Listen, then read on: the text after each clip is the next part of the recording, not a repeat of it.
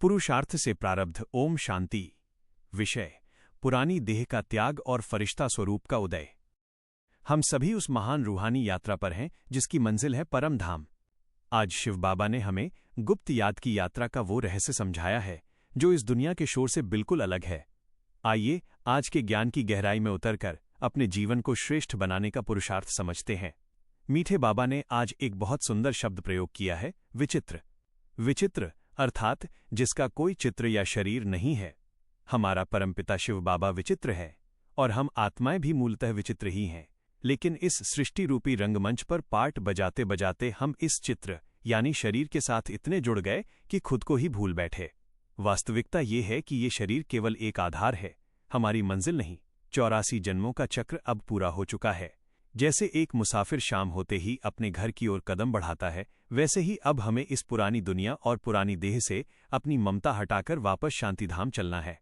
अक्सर हम सोचते हैं कि फरिश्ता बनना शायद बहुत कठिन है, लेकिन बाबा ने आज इसकी बहुत सरल विधि बताई है। दधीची ऋषि की तरह अपनी हड्डी हड्डी स्वाहा करना। इसका अर्थ ये नहीं कि हमें शरीर को कष्ट देना है। इसका आध्यात्मिक अर्थ है अपने पुराने स्वभाव, अपनी ईर्ष्या, नफरत और मैंपन के संस्कारों को ईश्वरीय सेवा में अर्पण कर देना। जब हम अपने समय, अपने संकल्प और अपनी शक्तियों को केवल स्वार्थ के लिए नहीं बल्कि विश्व कल्याण के लिए सफल करते हैं, तब हम धीरे धीरे व्यक्त से अव्यक्त होने लगते हैं। फरिश्ता वो है जिसका पुरानी दुनिया से अब कोई मानसिक जुड़ाव, अटैचमेंट नहीं रहा। पुरुषार्थ के इस मार्ग पर सबसे बड़ी रुकावट है भय और देहभान। दुनिया में विनाश की हलचल बढ़ेगी, परिस्थितियां आएंगी, लेकिन एक महावीर बच्चा वही है जो इन सबको एक नाटक, ड्रामा की सीन समझकर अडोल रहे। हमें डरना नहीं है, क्योंकि विनाश के बाद ही तो हमारी सुंदर नई दुनिया की स्थापना छिपी है। निश्चय हमें विजयी बनाता है। सारे दिन के लिए अभ्यास एवं मेडिटेशन कमेंट्री। आइए अब कुछ क्षणों के लिए बिल्कुल शांत हो जाएं। अपनी बुद्धि के नेत्र से स्वयं को देखें। मैं एक चमकता हुआ दिव्य सितारा हूं, मस्तक के बीच विराजमान। मैं इस हाड़ मांस के शरीर से बिल्कुल अलग एक प्रकाशमयी फरिश्ता हूं। महसूस करें, मुझ आत्मा से देह के सारे बंधन टूट रहे हैं।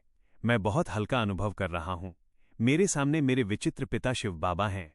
उनकी प्रेममयी किरणें मुझ पर पड़ रही हैं।